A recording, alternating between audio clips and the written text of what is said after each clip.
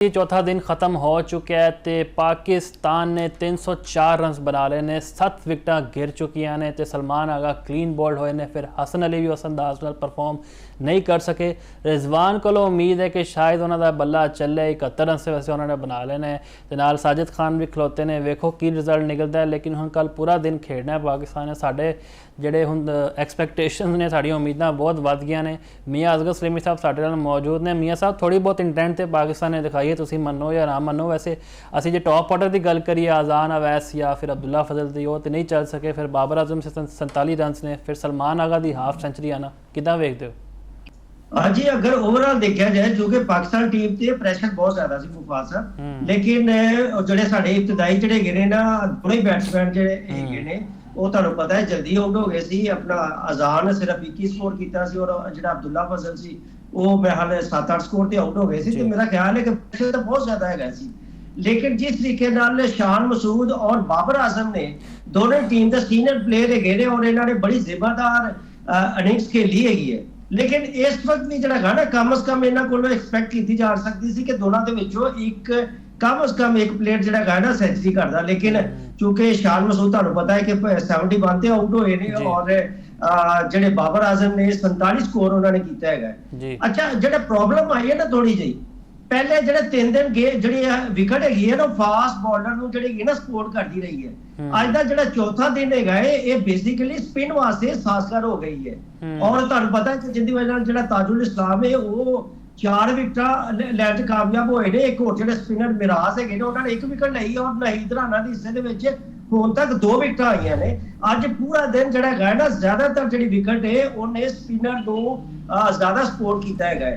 ਤੇ ਜਿੱਥੋਂ ਤੱਕ ਮੈਂ ਸਮਝਦਾ ਵਾਂ ਕਿ ਜਦੋਂ 296 ਤੇ 5 ਆਊਟ ਹੈਗੇ ਸੀ ਉਸ ਵਕਤ ਸਾਫ਼ ਨਜ਼ਰ ਆ ਰਿਹਾ ਹੈਗਾ ਸੀ ਕਿ ਪਾਕਿਸਤਾਨ ਕ੍ਰਿਕਟ ਟੀਮ ਜਿਹੜਾ ਗਾਣਾ ਇੱਕ ਟੈਸਟ ਕ੍ਰਿਕਟ ਦੇ ਵਿੱਚ ਇੱਕ ਨਵਾਂ ਰਿਕਾਰਡ ਬਣਾਉਣ ਜਾ ਰਹੀ ਹੈਗੀ ਹੈ। ਤੁਹਾਨੂੰ ਪਤਾ ਹੈ ਕਿ 418 ਸਕੋਰ ਹੈਗਾ ਹਾਈਐਸਟ ਜਿਹੜਾ ਚੀਜ਼ ਹੋਇਆ ਹੈਗਾ ਉਹ ਵੈਸਟ ਇੰਡੀਜ਼ ਨੇ ਕੀਤਾ ਹੈਗਾ ਸੀ। ਔਰ ਪਾਕਿਸਤਾਨ ਦਾ ਜਿਹੜਾ ਆਖਰੀ ਜਿਹੜਾ ਸਭ ਤੋਂ ਵੱਡਾ ਜਿਹੜਾ ਟਾਰਗੇਟ ਹੈਗਾ ਉਹ 377 ਦਾ ਹੈਗਾ 377 ਦਾ ਹੈਗਾ। ਯਾਨੀ ਕਿ ਉਹ ਪਾਕਿਸਤਾਨ ਨੇ ਪਾਲੀਕੇਲੇ ਦੇ ਵਿੱਚ ਕੀਤਾ ਸੀ श्रीलंका के खिलाफ आज तो 11 साल पहले 296 ਤੇ 5 ਆਊਟ। लेकिन जिस तरीके ਦੇ ਨਾਲ सलमान अली आगा ने अपनी विकेट दे दी है ਉਹਦੇ ਬਾਅਦ ਜਿਹੜਾ ਗਾਣਾ ਪਾਕਿਸਤਾਨ ਟੀਮ ਤੇ ਥੋੜਾ ਜਿਹਾ ਪ੍ਰੈਸ਼ਰ ਹੋ ਗਿਆ। ਔਰ ਹਸਨ ਅਲੀ ਨੂੰ ਮੇਰਾ ਨਹੀਂ ਖਿਆਲ ਕਿ ਜਿਹੜਾ ਗਾਣਾ ਸਮਝ ਨਹੀਂ ਆ ਰਹੀ ਉਹ ਕੀ ਰਹੀ ਹੈਗੀ ਹੈ। ठीक है गैर जरूरी भाई टेस्ट मैच है 2020 मैच नहीं है आराम नाल ਸਕੂਨ ਨਾਲ ਖੇਡ ਜਿਹੜਾ ਹੈ ਨਾ। ਔਰ ਆਖਰੀ ਸਹੀ ਤੇ ਕਹਿੰਦੇ ਸੀ ਕਿ ਮੈਂ ਨੰਬਰ 1 ਆਲਰਾਊਂਡਰ बनना ਚਾਹੁੰਦਾ ਹਾਂ, ਮੇਰਾ ख्वाब ਹੈਗਾ ਪਾਕਿਸਤਾਨ ਲਈ ਕੰਟਰੀਬਿਊਟ ਕਰਾਂ। ਲੇਕਿਨ ਜਿਸ ਅੰਦਾਜ਼ ਨਾਲ ਪਰਫਾਰਮ ਕਰਦੇ ਪਏ ਨੇ ਬੜੇ ਸਵਾਲੀਆ ਨਿਸ਼ਾਨ ਉਹਨਾਂ ਦੀ ਆਪ ਦੀ ਸਿਲੈਕਸ਼ਨ ਉੱਤੇ। मैं अगर ते हसन अली गाना ना उन्हें टारगेट किया ना दुनिया का नंबर 1 ऑलराउंडर ਜਿਹੜਾ गाना ਬਣਨ ਦਾ ਤਾਂ ਮੇਰਾ ਖਿਆਲ ਹੈ ਅੱਲਾਹ ਤਾਲਾ ਇਸ ਤਰ੍ਹਾਂ ਦੇ ਵੱਡੇ ਆਲਰਾਊਂਡਰ ਨੂੰ ਬਚਾ ਕੇ ਰੱਖੇ ਕਿ ਜਦੋਂ ਟੀਮ ਜਿਹੜੀ ਉਹ ਰਨ ਦੀ ਜ਼ਰੂਰਤ ਹੈਗੀ ਹੈ ਤੇ ਤੁਸੀਂ ਐਵੇਂ ਜਿਹੜੇ ਗਏ ਨਾ ਜ਼ੀਰੋ ਆਂਡਾ ਲੈ ਕੇ ਤੁਸੀਂ ਘਰ ਜਾ ਰਹੇ ਹੈਗੇ ਜੇ। ਸ਼ਰਮ ਆਣੀ ਚਾਹੀਦੀ ਇਸ ਤਰ੍ਹਾਂ ਦੇ ਜਿਹੜੇ ਗਏ ਨਾ ਕਮ ਸੇ ਕਮ ਪੂਰੀ ਮੈਚ ਬਿਲਕੁਲ ਇੱਕ ਬਣਿਆ ਪਿਆ ਹੈਗਾ ਸੀ। ਮੈਂ 296 ਤੇ 5 ਆਊਟ 296 ਤੇ 6 ਆਊਟ ਹੋ ਗਏ। ਅੱਗੇ ਥੋੜੇ ਉਹਦੇ ਬਾਅਦ ਹਸਨ ਸਾਹਿਬ ਵੀ ਆਊਟ ਹੋ ਗਏ ਨੇ। ਤੇ ਹੁਣ ਆਖਰੀ ਲਮਹਾਂ ਦੇ ਵਿੱਚ ਹਮੇਸ਼ਾ ਜਿਹੜੀਆਂ ਵੱਡੀਆਂ ਔਰ ਜਿਹੜੀਆਂ ਜ਼ਿੰਮੇਦਾਰ ਟੀਮਾਂ ਹੁੰਦੀਆਂ ਨੇ ਨਾ ਮੁਫਾਜ਼ ਸਾਹਿਬ ਉਹ ਆਪਣੀ ਆਖਰੀ ਲਮਹੇ ਦੇ ਵਿੱਚ ਆਖਰੀ 4 ਓਵਰ ਹੁੰਦੇ ਨੇ ਉਹਨਾਂ ਦੀ ਕੋਸ਼ਿਸ਼ ਹੁੰਦੀ ਹੈ ਕਿ ਕਿਸੇ ਸੂਰਤ ਵੀ ਜਿਹੜੀ ਵਿਕਟਾਂ ਹੈਗੀਆਂ ਉਹ ਨਾ ਗਵਾਈਆਂ ਜਾਈਏ। ਉਸ ਵਕਤ ਤੱਕ ਉਹ ਜਾਰਹਾਨਾ ਅੰਦਾਜ਼ ਖੇਡਦੇ ਵੀ ਹੈਗੇ ਨੇ ਲੇਕਿਨ ਉਹ ਬਿਲਕੁਲ ਜਿਹੜਾ ਗਾਣਾ ਨਾ ਵਿਕਟ ਬਚਾਉਣ ਦੀ ਖਾਤਰ ਉਹ ਬਿਲਕੁਲ ਜਿਹੜਾ ਗਾਣਾ ਓਵਰ ਜਿਹੜਾ ਗਾਣਾ ਮੇਟਨ ਕਰਨਾ ਸ਼ੁਰੂ ਹੋ ਜਾਂਦੇ ਨੇ। लेकिन ਜਿਹੜਾ ਗਾਣਾ ਮੈਂ ਸਮਝਦਾ ਵਾਂ ਕਿ ਇਹਨਾਂ ਨੂੰ ਪਤਾ ਨਹੀਂ ਕਿਸ ਚੀਜ਼ ਦੀ ਗੱਲ ਹੈ। ਜਗਤੀ ਹਸਨ ਸਾਹਿਬ ਨੂੰ ਔਰ ਸਲਮਾਨ ਅਲੀ ਆਗਾ ਨੂੰ ਵੀ ਜਿਹੜੀ ਵਿਕਟ ਦੇਣੀ ਚਾਹੀਦੀ ਸੀ ਨਹੀਂ ਸੀ ਦੇਣੀ ਚਾਹੀਦੀ ਲੇਕਿਨ ਉਹਨਾਂ ਨੇ ਦੇ ਦਿੱਤੀ ਔਰ ਉਹਦੀ ਵਜ੍ਹਾ ਨਾਲ ਪਾਕਿਸਤਾਨ ਇੱਕ ਦਫਾ ਫਿਰ ਪ੍ਰੈਸ਼ਰ ਦੇ ਵਿੱਚ ਆ ਗਿਆ ਹੈਗਾ। ਔਰ ਥੋੜਾ ਜਿਹਾ ਮੈਂ ਤੁਹਾਨੂੰ ਇਹ ਵੀ ਜ਼ਰਾ ਦੱਸ ਦਿਆਂ ਕਿ ਪਿਛਲੀ ਇਨਿੰਗ ਸਿਰਫ 2 ਜਿਹੜੇ ਖਿਡਾਰੀ ਹੈਗੇ ਸੀ ਜਿਨ੍ਹਾਂ ਨੇ ਸਿਰਫ ਪਰਫਾਰਮ ਕੀਤਾ ਸੀ। ਇੱਕ ਬਾਬਰ ਆਜ਼ਮ ਹੈਗੇ ਸੀ 68 ਉਹਨਾਂ ਨੇ ਕੀਤਾ, ਜਿਹੜਾ 38 ਕੀਤਾ ਸੀ ਸਾजिद खान ने। साजिद खान हाली तक ਜਿਹੜੀ ਥੋੜੀ ਜਿਹੀ ਗਲਤੀ ਕਰ ਰਿਹਾ ਹੈ ਨਾ 4 ਗੇਂਦਾਂ ਤੇ 8 ਸਕੋਰ ਜਿਹੜਾ ਗਾਣਾ ਇੰਨੀ ਸਕੋਰ ਦੀ ਤੇਜ਼ੀ ਦੇ ਵਿੱਚ ਜਿਹੜੀ ਹੈਗੀ ਹੈ ਕਿ ਸਾਨੂੰ ਜਿਹੜਾ ਹੈਗੇ ਨਾ ਕਿ ਇਹ ਤੇ ਇਸ ਤਰੀਕੇ ਨਾਲ ਹੈਗਾ ਕਿ ਜਿਵੇਂ ਸਾਨੂੰ 2 ਓਵਰਾਂ ਵਿੱਚ ਜਿਹੜੇ ਹੈਗੇ ਨਾ 20 ਸਕੋਰ ਕਰਨਾ ਜਾਂ 22 ਸਕੋਰ ਕਰਨਾ ਹੈਗਾ ਤਾਂ ਵਧੀਆ ਟੈਸਟ ਮੈਚ ਹੈਗਾ। ਟੈਸਟ ਮੈਚ ਨੂੰ ਟੈਸਟ ਮੈਚ ਹੀ ਸਮਝ ਕੇ ਖੇਡਣਾ ਚਾਹੀਦਾ ਹੈਗਾ। ਅਗਰ ਇੱਥੇ ਨਾ ਸਾजिद खान ਵੀ ਆਊਟ ਹੋ ਜਾਂਦਾ ਹੈ ਤਾਂ ਫਿਰ ਮੈਂ ਸਮਝਦਾ ਵਾਂ ਕਿ ਪਿੱਛੇ खुरम शहजाद रह जाएगा और मोहम्मद अब्बास रह जाएंगे तो फिर पाकिस्तान वास्ते ना ही समझो फिर चली है ना। लेकिन हाले भी मैं समझना वहां क्योंकि रिजवानी नाल एक जिम्मेदाराना इनिंग्स खेलते पे ने और साजिद खान ने भी पिछली दफा जी इनिंग्स खेली है सी वो बड़े शानदार अंदाज दे विच है और बड़ी जिम्मेदाराना इनिंग्स। अच्छा मियां साहब इत्थे शान मसूद दी क़यादत उत्ते भी तनकीद हो रही है बिल्कुल अपना जी मुफासर मैं कि शान मसूद की क्यादत उत्ते भी तनकीद हो रही है कि टॉस जीतकर बॉलिंग का फैसला करना चेज वाल जाना सानू सब नूं पता है कि चौथा ते पंजवां दिन बड़ा मुश्किल होंदा है चेज वास्ते ते फिर भी टीम उन्होंने खिडाई असी नुमान नूं बाहर बिठाता साजिद ते नुमान की बड़ी अच्छी जोड़ी सी बजाय हसन अली नूं मतलब मौका देण दे इन्होंने चाहिए सी नुमान नूं खिडांदे की कहोगे? अच्छा मैं समझदा कि नुमान नूं भी चुके सी पहले टेस्ट विच ट्राई कर चुके गए सी ठीक है लेकिन वो भी कोई अच्छी बॉलिंग नहीं कर सके। चलो साजिद खान जेड़ा है ना अगर बहुत अच्छी बॉलिंग नहीं कर सकेगा लेकिन जेड़ा तुहानू पता ना कि चलो बैटिंग दे विच परफॉर्म कर गया है। और तुहानू ये भी चीज दसां कि ये जेड़े गए ने ना अपना खुरम शहजाद ने जो प्रेस कॉन्फ्रेंस की थी तो उन्होंने कहा सी कि बेशक इन्होंने अपना साजिद खान ने विकटां ज्यादा नहीं लईयां है लेकिन उन्होंने मैनू बड़ा सपोर्ट कीता है। तुहानू पता है कि इस टेस्ट दे मैच दे हुण तक पाकिस्तान की तरफों जेडे हीरो है ने जिन्होंने सब तो ज्यादा विकटां लईयां ने वो खुरम शहजाद ही है। खुरम शहजाद खुद एडमायर कर रहे ने साजिद खान नू कि उन्होंने जेड़ा है ना मैनू काफी सपोर्ट किया उन्होंने एक एडो कर रहे सी दूसरी तरफों मैं कर रहा सी जिंदी वजह नाल मैनू विकटां भी मिल गई है। तो मेरा ख्याल है कि ये मेरा ख्याल है नुमान अली याद है ना बहुत एक्स्ट्रा ऑर्डिनरी पहले टेस्ट मैच दे विच खेल जांदा तो फिर असीं एक डिबेट करदे लेकिन हाली तक जेड़े गए ना साजिद खान की चलो बैटिंग जेड़ी ना हाली भी एक उम्मीद है। मुफासब कल का जेड़ा पहला सेशन होएगा ना कल आखिरी दिन पहला सेशन है नवा बॉल होएगा हाँ जी बिल्कुल नवा बॉल होएगा थोड़ी जी विकेट ते जेड़ी गेंद है ना थोड़ा जिहा अपना औसती होएगी और उस वजह दे नाल जेड़ा ना मुश्किल खेलण दे विच आ सकदी है। पाकिस्तानी खिलाड़ियां ने वो जेड़ा पहला घंटा है ना एक पहला घंटा अगर उन्होंने एहतियात दे नाल जिम्मेदारी नाल खेल लिया तो मेरा ख्याल है हुण चुके 120 के करीब कोई टारगेट रह गया है तो बहुत ज्यादा भी नहीं है। अगर पाकिस्तान एक घंटा खेल गया तो मेरा ख्याल है कि पाकिस्तान ये मैच जीत भी सकता है क्योंकि इस वक्त जेड़ा उम्मीदां दा महफल है ना वो अपना रिजवान ही है और चूंकि मोहम्मद रिजवान तुहानू पता है कि आजकल बहुत ही ज्यादा तनकीद का शिकार है ईवन के बहुत ज्यादा खबर ये भी आ रही ने कि शायद वो रिटायरमेंट लैंड वाले ने कोई कुछ कह रहे हैं कोई कुछ कह रहे हैं। मैं समझना वा कि अगर मोहम्मद रिजवान पाकिस्तान मैच जितवा देंदे ने कौम की नजर दे विच और इंटरनेशनल की नजर दे विच उन्हां दी नजर एक हीरो बनने का सुनहरी मौका है कि अगर इन्होंने ये भी मौका गवा दिता हालांकि उन्होंने परफॉर्मेंस बहुत अच्छी है लेकिन हमेशा हमेशा लोग और क्रिकेट फैन सिर्फ और सिर्फ उन्होंने याद रख रहे हैं जिन्होंने को कारनामे होंगे ने। कारनामा यह होएगा कि अगर रिजवान अगर तने तनहा ये मैच पाकिस्तान को जितवा और तुहानू पता है एक रिकॉर्ड भी बन जाएगा कि टेस्ट दी तारीख का सब तो बड़ा जिहड़ा चेज है 437 स्कोर का वो पाकिस्तान करेगा। और तुहानू पता है इस तो पहले मैं जिस तरह जिक्र किया है कि 418 स्कोर जिहड़ा सब तो बड़ा चेज कीता सी वेस्ट इंडीज ने कीता हैगा सी और पाकिस्तान का जिहड़ा आखिरी सब तो बड़ा जिहड़ा चेज हैगा 377 स्कोर हैगा।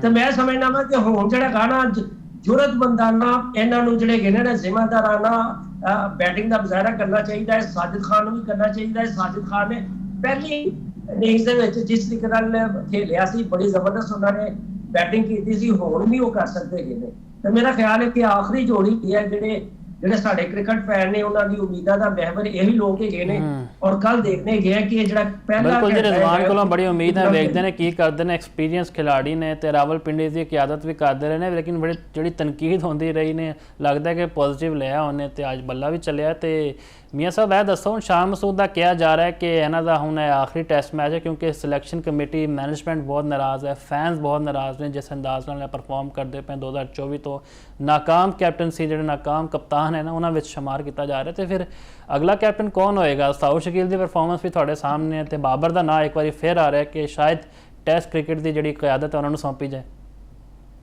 हाँ जी बिल्कुल जिस तरीके नाल मोहम्मद रिजवान जेड़ा है पहले तो मैं रिजवान की गल कर ला कि हमेशा जेड़े गए ना चूंकि इस वक्त बिल्कुल उन्होंने जिन्नी ज्यादा तनकीद हो सकती है ना उस तो भी ज्यादा जी तनकीद मोहम्मद रिजवान की हो रही है और अल्लाह ताला ने इन्होंने एक बड़ा ही अच्छा और सुनहरी मौका दिता है। और मैं तुहानू हकीकत दसा कि अगर रिजवान पाकिस्तान टीम नू मैच जितवाउण दे विच कामयाब हो जाणगे ਤੇ ਜਿੰਨੇ ਵੀ ਜਿਹੜੇ ਹੈਗੇ ਨੇ ਸਿਲੈਕਟਰ ਹੈਗੇ ਨੇ, ਪੀਸੀਬੀ ਦਾ ਜਿਹੜਾ ਥਿੰਕ ਟੈਂਕ ਹੈਗਾ ਹੈ, ਕ੍ਰਿਕਟ ਫੈਨ ਹੈਗੇ ਨੇ, ਇਹ ਸਾਰੇ ਦੇ ਸਾਰੇ ਮੁਹੰਮਦ ਰਿਜ਼ਵਾਨ ਦੀ ਮਾਜ਼ੀ ਦੀਆਂ ਜਿਹੜੀਆਂ ਆਪਣਾ ਹੈਗੀਆਂ ਨੇ ਨਾਕਾਮੀਆਂ ਔਰ ਮਾਯੂਸਕੁਨ ਕਾਰਕਰਦਗੀਆਂ ਉਹਨੂੰ ਭੁੱਲ ਜਾਣਗੇ ਔਰ ਸਿਰਫ ਐਸੇ ਹੀ ਚੀਜ਼ ਨੂੰ ਯਾਦ ਰੱਖਣਗੇ ਕਿ ਕਿਆ ਬਾਤ ਹੈ, ਮੁਹੰਮਦ ਰਿਜ਼ਵਾਨ ਨੇ ਜਿਹੜੇ ਹੈਗੇ ਨੇ ਕਿਸ ਤਰੀਕੇ ਨਾਲ ਬੈਟਿੰਗ ਕੀਤੀ ਹੈਗੀ ਔਰ ਪਾਕਿਸਤਾਨ ਨੂੰ ਹਾਰਿਆ ਹੋਇਆ ਮੈਚ ਜਿਤਵਾ ਦਿੱਤਾ ਹੈਗਾ। ਮੈਂ ਤੁਹਾਨੂੰ ਦੱਸ ਦਿਆਂ ਕਿ ਜਿਹੜੀ ਹੈਗੀ ਹੈ ਨਾ, ਜਿਹੜੀ ਸ਼ਿਕਸਤ ਹੈ ਬੜੀ ਯਤੀਮ ਹੁੰਦੀ ਹੈ। ਸ਼ਿਕਸਤ ਨੂੰ ਕੋਈ ਬੰਦਾ ਵੀ ਯਾਦ ਨਹੀਂ ਰੱਖਦਾ। ਹਮੇਸ਼ਾ ਕਾਰਨਾਮਿਆਂ ਨੂੰ ਔਰ ਵੱਡੇ ਜਿਹੜੇ ਹੈਗੇ ਨੇ ਟਾਰਗੇਟ ਜਿਹੜੇ ਹੈਗੇ ਨੇ ਸੈੱਟ ਕੀਤੇ ਹੁੰਦੇ ਨੇ ਔਰ ਉਹਨਾਂ ਨੂੰ ਅਚੀਵ ਕੀਤਾ ਜਾਂਦਾ ਹੈ, ਉਹਨੂੰ ਲੋਕ ਯਾਦ ਰੱਖਦੇ ਹੈਗੇ ਨੇ। ਤੇ ਮੈਂ ਸਮਝਦਾ ਮੈਂ ਕਿ ਹੀਰੋ ਬਣਨ ਦਾ ਜਿਹੜਾ ਹੈਗਾ ਨਾ ਮੁਹੰਮਦ ਰਿਜ਼ਵਾਨ ਕੋਲ ਬਹੁਤ ਹੀ ਅੱਛਾ ਮੌਕਾ ਹੈਗਾ। ਔਰ ਜਿੱਥੋਂ ਤੱਕ ਕਪਤਾਨੀ ਦਾ ਮੇਰਾ ਖਿਆਲ ਸਵਾਲ ਹੈਗਾ ਕਿ ਅਗਰ PSL ਦੇ ਵਿੱਚ ਵੀ ਆਪਣਾ ਬਾਬਰ ਆਜ਼ਮ ਨੇ ਬਹੁਤ ਅੱਛੀ ਕਪਤਾਨੀ ਕੀਤੀ ਸੀ, ਲੇਕਿਨ ਮੇਰੀ ਆਪਣੀ ਜ਼ਾਤੀ ਰਾਏ ਹੈਗੀ ਹੈ ਕਿ ਅਗਰ ਇਹਨੂੰ ਗੁੱਡ ਬਾਏ ਕਹਿ ਦੇਣ ਔਰ ਵਨਡੇ ਔਰ ਸਿਰਫ ਟੈਸਟ ਮੈਚ ਦੇ ਵਿੱਚ ਸਿਰਫ ਫੋਕਸ ਕਰਨ ਔਰ ਬੜੇ ਚੁੱਕੇ ਮੈਚੁਰ ਪਲੇਅਰ ਹੈਗੇ ਨੇ ਔਰ ਚੁੱਕੇ ਅਗਰ ਬਾਬਰ ਆਜ਼ਮ ਟੀਮ ਹੋਣ ਕ੍ਰੀਜ਼ ਤੇ ਖਲੋਤੇ ਔਰ ਸਕੋਰ ਕਰਨ ਜਾਂ ਨਾ ਕਰਨ, ਜਿਹੜੀ ਹਰੀਫ ਟੀਮਾਂ ਹੁੰਦੀਆਂ ਨੇ ਨਾ ਉਹਨਾਂ ਦੇ ਇੱਕ ਖਾਸ ਕਿਸਮ ਦਾ ਪ੍ਰੈਸ਼ਰ ਹੁੰਦਾ ਹੈ। ਤੇ ਮੇਰਾ ਖਿਆਲ ਹੈ ਕਿ ਅਗਰ ਬਾਬਰ ਆਜ਼ਮ ਨੂੰ ਦੁਬਾਰਾ ਟੈਸਟ ਟੀਮ ਦਾ ਕਪਤਾਨ ਬਣਾ ਦਿੱਤਾ ਜਾਂਦਾ ਹੈਗਾ ਤੇ ਇਹ ਕੋਈ ਬਹੁਤ ਹੀ ਜਿਹੜੀ ਗੇਮ ਹੈ ਮਾੜਾ ਸੌਦਾ ਨਹੀਂ ਹੋਏਗਾ। मेरा ख्याल है कि चूंकि बाबर आजम को पहले भी कप्तानी का अच्छा एक्सपीरियंस है और चूंकि शान मसूद जिन्नी गाना बुरी नाकाम तरीन शिकस्तां जी गया नाकाम तरीन कप्तान भी साबित होए ने, मेरा ख्याल है कि मजीद जो एक्सपेरीमेंट पाकिस्तान क्रिकेट बोर्ड को नहीं करने चाहिए कि शान मसूद को हुण कह देना चाहिए कि भाई मेरा ख्याल है कि हुण तुसीं कप्तानी तो लैदा हो जो। हाँ अगर इंसिस्ट करन तो उन्होंने बतौर प्लेयर खिलाया जा सकता है, प्लेयर बतौर उन्होंने टीम दे विच जगह बन सकती है। लेकिन अपना अगर तुसीं साउथ स्कील की गल करते तो साउथ स्कील तो मेरा ख्याल ना टेस्ट मैचों चल रहा है, ना वनडे चल रहा है, ना ही टेस्ट मैचों अपना किसी तीनों तरह जी क्रिकेट उहदे विच बुरी तरह नाकाम हो रहा है। मेरा तो ख्याल है कि वो जिहड़ा ना पत्ता साउथ स्कील का कप्तानी तो कट देना चाहिए है। मेरा ख्याल है कि कप्तान वही होना चाहिए है जिसकी परफॉर्मेंस अपनी अच्छी होवे ताकि ਜਿਹੜੇ ਦੂਸਰੇ ਪਲੇਅਰ ਹੈਗੇ ਨੇ ਉਹਨਾਂ ਵਾਸਤੇ ਵੀ ਰੋਲ ਮਾਡਲ ਹੋਵੇ। ਤੁਹਾਡੀ ਤਜਵੀਜ਼ ਬਿਲਕੁਲ ਅੱਛੀ ਹੈਗੀ ਹੈ ਕਿ ਮੈਂ ਬਿਲਕੁਲ 100% ਐਗਰੀ ਕਰਦਾ ਵਾਂ ਕਿ ਬਾਬਰ ਆਜ਼ਮ ਨੂੰ ਅਗਰ ਸ਼ਾਨ ਮਸੂਦ ਨੂੰ ਕਪਤਾਨੀ ਤੋਂ ਹਟਾਇਆ ਜਾਂਦਾ ਹੈਗਾ ਕਿ ਉਹ ਵੋਲੰਟੀਅਰਲੀ ਖੁਦ ਵੀ ਕਹਿੰਦੇ ਅਗਰ ਕਹਿ ਦੇਣ ਕਿ ਮੈਂ ਇਹ ਕਪਤਾਨੀ ਤੋਂ ਛੱਡ ਰਿਹਾ ਵਾਂ ਤਾਂ ਮੇਰਾ ਖਿਆਲ ਹੈ ਕਿ ਪਾਕਿਸਤਾਨ ਟੀਮ ਦਾ ਜਿਹੜੇ ਅੱਗੇ ਜਿਹੜੇ ਕਪਤਾਨ ਹੈਗੇ ਨੇ ਉਹ ਬਾਬਰ ਆਜ਼ਮ बहुत अच्छी जी ऑप्शन है वो साबित हो सकते हैं। मियाँ साहब क्रिकेट के नाल जरा हॉकी की गल भी करते हैं क्योंकि अजे तो बड़ी डिप्रैसिंग खबर ने क्रिकेट तो हॉकी थानू पता है बच्चे बुढ़े खातून हर कोई वेखदा शौक नाल ते अज ऐलान हो गया कि डेली अलाउंस खिलाड़ियों का $100 तो ज़्यादा रखा जाएगा। तो जो एडहॉक प्रेजिडेंट ने मोहिउद्दीन वानी साहब उन्होंने कहा कि 2-3 माह में कोई मुआवजा नहीं हो सकता टीम में, असी 2 साल का एक रोड मैप तैयार किया है उनके मुताबिक चलांगे। असी फिर जापान में जिमें शिकस्त दे के वर्ल्ड कप लिए क्वालीफाई किया है। थानू की लगता है कि आने वाले अच्छे दिन साबित होंगे हॉकी वास्ते? बेसिकली ਜਿਹੜੇ ਹੈ ਨਾ ਇੰਨਾ ਵਾਲਾ ਮਾਲੂਮ ਵੀ ਨੀਅਤ ਜਿਹੜੀ ਹੈ ਨੀਅਤਾਂ ਜਿਹੜਾ ਦਾਰੋਮਦਾਰ ਆਪਣਾ ਆਵਾਜ਼ ਦਾ ਦਾਰੋਮਦਾਰ ਜਿਹੜਾ ਹੈ ਨਾ ਨੀਅਤਾਂ ਦੇ ਹੁੰਦਾ ਹੈ। ਤੇ ਮੇਰਾ ਖਿਆਲ ਹੈ ਕਿ ਪਾਕਿਸਤਾਨ ਹਾਕੀ ਫੈਡਰੇਸ਼ਨ ਦੀ ਜਿਹੜੀ ਮੌਜੂਦਾ ਜਿਹੜੀ ਇੰਤਜ਼ਾਮੀਆ ਹੈਗੀ ਹੈ ਔਰ ਜਿਹੜੀ ਹੈਗੀ ਹੈ ਨਾ ਆਪਣਾ ਕੋਚਿੰਗ ਔਰ ਟੀਮ ਮੈਨੇਜਮੈਂਟ ਹੈਗੀ ਹੈ ਉਹ ਨੇਕ ਨੀਅਤੀ ਦੇ ਨਾਲ ਕੰਮ ਹੈ ਤੇ ਬਿਲਕੁਲ ਕਰ ਰਹੀ ਹੈਗੀ ਹੈ। ਔਰ ਜਿੱਥੋਂ ਤੱਕ ਪਲੇਅਰ ਜਿਹੜੇ ਹੈਗੇ ਨੇ ਨਾ ਪਲੇਅਰਾਂ ਦੀ ਆਪਣੀ ਪਰਫਾਰਮੈਂਸ ਜਿਹੜੀ ਹੈਗੀ ਨਾ ਬਿਲਕੁਲ ਜ਼ੀਰੋ ਰਹਿੰਦੀ ਹੈ, 0/0 ਹੁੰਦੀ ਹੈ। ਲੇਕਿਨ ਉਹ ਕਹਿੰਦੇ ਨੇ ਸਾਨੂੰ ਪੈਸੇ ਦਿਓ ਜੀ ਪੈਸੇ ਦਿਓ। ਮੈਂ ਤੁਹਾਨੂੰ ਇੱਕ ਚੀਜ਼ ਦੱਸਾਂ ਜਦੋਂ ਟੀਮ ਜਿੱਤਦੀ ਹੈ ਨਾ ਆਪੇ ਜਿਹੜੇ ਹੈਗੇ ਨੇ ਹਕੂਮਤ ਵੀ ਜਿਹੜੇ ਹੈਗੇ ਨੇ ਆਪਣੇ ਖਜ਼ਾਨੇ ਦੇ ਮੂੰਹ ਖੋਲ ਦਿੰਦੀ ਹੈਗੀ ਆ। ਬਾਕੀ ਜਿਹੜੇ ਮੁਖੱਈਰ ਹਜ਼ਰਾਤ ਹੁੰਦੇ ਨੇ ਬੜੇ ਜਿਹੜੇ ਬਿਜ਼ਨਸ ਟਾਈਕੂਨ ਹੈਗੇ ਨੇ ਉਹ ਵੀ ਬੁਲਾਉਂਦੇ ਨੇ, ਉਹ ਵੀ ਪੈਸੇ ਦਿੰਦੇ ਨੇ ਬਈ ਤੁਸੀਂ ਜਿੱਤੋ ਤਾਂ ਸਹੀ। ਮੇਰਾ ਖਿਆਲ ਹੈ ਕਿ ਜਿੱਤੇ ਬਗੈਰ ਵੀ ਜਿਹੜਾ ਹੈਗਾ ਨਾ ਅਗਰ $110 ਫੀ ਮੈਚ ਅਗਰ ਪਾਕਿਸਤਾਨ ਹਾਕੀ ਫੈਡਰੇਸ਼ਨ ਨੇ ਕਰ ਦਿੱਤਾ ਹੈਗਾ ਤੇ ਹੁਣ ਕਮ ਸ ਕਮ ਖਿਲਾੜੀਆਂ ਲੈਣਾ ਚਾਹੀਦਾ ਹੈ ਕਿ ਇਹ ਗਰੀਬ ਮੁਲਕ ਜਿਹੜਾ ਹੈਗਾ ਹੈ ਉਹ ਉਹਨਾਂ ਨੇ ਜਿਹੜੇ ਕਹਿੰਦੇ ਇਸ ਜਿਹੜੇ ਗਰੀਬ ਮੁਲਕ ਨੇ ਉਹ ਆਪਣਾ ਪੇਟ ਕੱਟ ਕੇ ਤੁਹਾਨੂੰ ਇੰਨੇ ਜ਼ਿਆਦਾ ਪੈਸੇ ਦੇ ਗਏ ਨੇ। ਤੇ ਮੇਰਾ ਖਿਆਲ ਹੈ ਕਿ ਹੁਣ ਉਹਨਾਂ ਦਾ ਜਿਹੜਾ ਹੈਗਾ ਉਹਦਾ ਹੱਕ ਵੀ ਅਦਾ ਕਰਨਾ ਚਾਹੀਦਾ ਹੈਗਾ। ਔਰ ਜੋ ਵੀ ਟਾਰਗੇਟ ਹੈਗੇ ਨੇ ਤੁਹਾਨੂੰ ਪਤਾ ਹੈ ਕਿ ਹਾਲੀ ਜਿਹੜੀ ਵੱਡਾ ਟਾਰਗੇਟ ਹੈਗਾ ਠੀਕ ਹੈਗਾ। ਔਰ ਹੁਣ ਤੱਕ ਜਿੰਨੇ ਵੀ ਮੈਚ ਹੋਏ ਨੇ ਪਾਕਿਸਤਾਨ ਟੀਮ ਨੂੰ ਸ਼ਿਕਸਤ ਹੀ ਦਾ ਸਾਹਮਣਾ ਕਰਨਾ ਬਲਕਿ ਬੁਰੀ ਤਰ੍ਹਾਂ ਪਾਕਿਸਤਾਨ ਟੀਮ ਨੂੰ ਸ਼ਿਕਸਤ ਹੋਈ ਹੈ। ਤੇ ਹੁਣ ਕਮ ਸ ਕਮ ਪ੍ਰੋ ਹਾਕੀ ਲੀਗ ਦੇ ਵਿੱਚ ਬਹੁਤ ਅੱਛਾ ਪਰਫਾਰਮ ਕਰਨ ਉਹਦੇ ਬਾਅਦ ਤੁਹਾਨੂੰ ਪਤਾ ਵਰਲਡ ਕੱਪ ਵੀ ਹੈਗਾ ਔਰ ਉੱਥੇ ਵੀ ਜਿੱਤ ਕੇ ਆਣ ਬਹੁਤ ਅੱਛੀ ਕਾਰਗਰਦਗੀ ਦਿਖਾਉਂਦੇ ਨੇ। ਤੇ ਮੇਰਾ ਖਿਆਲ ਹੈ ਕਿ ਕਮ ਸ ਕਮ ਪਾਕਿਸਤਾਨ ਹਾਕੀ ਫੈਡਰੇਸ਼ਨ ਨੇ ਆਪਣਾ ਹੱਕ ਅਦਾ ਕਰ ਦਿੱਤਾ ਹੈਗਾ। ਹੁਣ ਸਿਰਫ ਔਰ ਸਿਰਫ ਕਰਜ਼ ਹੈਗਾ ਪਾਕਿਸਤਾਨ ਹਾਕੀ ਟੀਮ ਦੇ ਪਲੇਅਰਾਂ ਦੇ ਮੁੰਡਿਆਂ ਦੇ ਕਿ ਉਹਨਾਂ ਨੂੰ ਹੁਣ ਜਿਹੜਾ ਹੈਗਾ ਨਾ ਬਿਲਕੁਲ ਆਪਣੀ ਜਿੰਦ ਜਾਨ ਜਿਹੜੀ ਇਹਨਾਂ ਨੇ ਲਾ ਦੇਣੀ ਚਾਹੀਦੀ ਹੈ। ਔਰ ਕਮ ਸੇ ਕਮ ਉਹ ਜਿਹੜੀ ਹੈਗੇ ਨੇ ਨਾ ਸੁਸਤੀ ਪਾਉਂਦਾ ਔਰ ਜਿਹੜੀ ਮਿਹਨਤ ਨਾ ਕਰਨ ਦਾ ਔਰ ਜਿਹੜਾ ਹੈਗਾ ਨਾ ਸਿਰਫ ਔਰ ਸਿਰਫ ਗੱਲਾਂ ਬਾਤਾਂ ਕਰਕੇ ਜਿਹੜਾ ਹੈਗਾ ਨਾ ਆਪਣਾ ਟਾਈਮ ਪਾਸ ਕਰਨਾ, ਮੇਰਾ ਖਿਆਲ ਉੱਥੋਂ ਨਿਕਲ ਜਾਣਾ ਚਾਹੀਦਾ ਹੈ। ਔਰ ਕਮ ਸੇ ਕਮ ਜਿਹੜਾ ਹੁਣ ਟਾਰਗੇਟ ਹੈ ਪ੍ਰੋ ਹਾਕੀ ਲੀਗ ਜਿਹੜਾ ਹੈਗਾ ਨਾ ਇਹਦੇ ਵਿੱਚ ਅੱਛੀ ਕਾਰਗਰਦਗੀ ਜ਼ਰੂਰ ਦਿਖਾਣੀ ਚਾਹੀਦੀ। ਬਿਲਕੁਲ ਜੀ, ਹੁਣ ਪ੍ਰੋ ਲੀਗ ਹੈ, ਉਸ ਤੋਂ ਬਾਅਦ ਵਰਲਡ ਕੱਪ ਦਾ ਤੁਹਾਨੂੰ ਪਤਾ ਹੈ ਇਮਤਿਹਾਨ ਹੈ, ਤੇ ਬੜੀ ਉਮੀਦਾਂ ਵਾਬਸਤਾ ਹੈ ਕਿ ਸਾਡਾ ਕੌਮੀ ਖੇਡ ਹੈ ਤਰੱਕੀ ਕਰੇ, ਤੇ ਖਿਲਾੜੀ ਵੀ ਅੱਛੇ ਫਾਰਮ ਵਿੱਚ ਨਜ਼ਰ ਆ ਰਹੇ हैं। ਕੈਂਪ ਲੱਗਿਆ ਲਾਹੌਰ ਵਿੱਚ, ਖਵਾਜਾ ਜੁਨੇਦ ਸਾਹਿਬ ਸਾਬਿਕ ਹੈਡ ਕੋਚ ਨੇ ਬੜੀ ਮਿਹਨਤ ਕੀਤੀ ਹੈ। ਸਾਡੀ ਜਦੋਂ ਵੀ ਉਹਨਾਂ ਨਾਲ ਮੁਲਾਕਾਤ ਸੀ ਉਹਨਾਂ ਦੀ ਇਹੀ ਕੋਸ਼ਿਸ਼ ਹੈ ਕਿ ਹਾਕੀ ਨੂੰ ਦੁਬਾਰਾ ਆਪਣੇ ਪਾਉਂ 'ਤੇ ਸਟੈਂਡ ਕਰੀਏ। ਬਹੁਤ ਬਹੁਤ ਸ਼ੁਕਰੀਆ ਮੀਆਂ ਅਸਗਰ ਸਲੀਮੀ ਸਾਹਿਬ ਤੁਹਾਡੇ ਵਕਤ ਦਾ।